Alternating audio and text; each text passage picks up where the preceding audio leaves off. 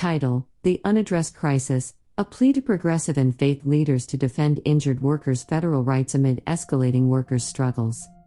The United States progressive leaders, with their influential advocacy for systemic reforms like Medicare for all and single-payer healthcare systems, have left an indelible mark on our political landscape. However, an essential element remains conspicuously missing from their platforms: the critical need for minimum federal standards and a National Work Compensation Commission to protect our nation's injured workers. This gap in the progressive agenda is especially jarring, considering that this issue was highlighted as a matter of urgency by Senator Bernie Sanders and the U.S. Department of Labor in 2015, echoing a call to action that the U.S. Congressional Research Service first sounded in 1972 and reiterated in 2020. Reports by ProPublica and In These Times have uncovered the systematic dismantling of workers' compensation and the continuing assault on this vital safety net. Yet, key figures in the progressive movement, including members of the Green Party and Our Revolution, maintain a surprising silence.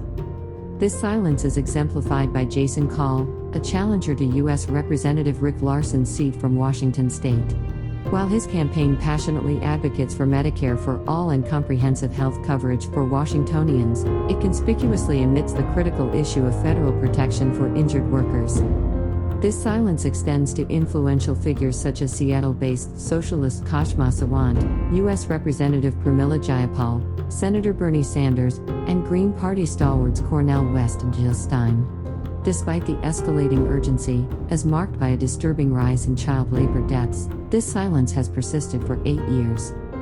Further exacerbating this crisis are a series of alarming revelations: the Department of Labor's report on the overprescription of opioids to injured workers, CBS News expose on the prolonged waiting periods for disability benefits that have led to bankruptcies and even death, the San Francisco Gates exposure of rampant gender bias in workers' compensation cases, The Guardian's revelation about the widespread use of unpaid labor in prisons, and the ongoing homelessness crisis in America. Regrettably, this silence is not limited to political circles. Even faith leaders, renowned for their commitment to social justice, have remained eerily silent. Figures like Reverend William Barber, a leading activist and co-chair of the Poor People's Campaign, have not directly addressed this pivotal issue. As progressives and faith leaders, our duty is to prioritize the rights of all, especially the most vulnerable, injured workers and child laborers. We must shift our focus from business-centric worker compensation rates to a worker-centric approach that places workers' rights and welfare at its core. While Medicare for all and single-payer healthcare are undoubtedly vital causes, they should not overshadow the urgent need for protections and rights for injured workers. The message to our progressive and faith leaders is clear: recognize and champion the federal rights of injured workers. Our commitment to social justice and healthcare justice should not forsake the most vulnerable among us.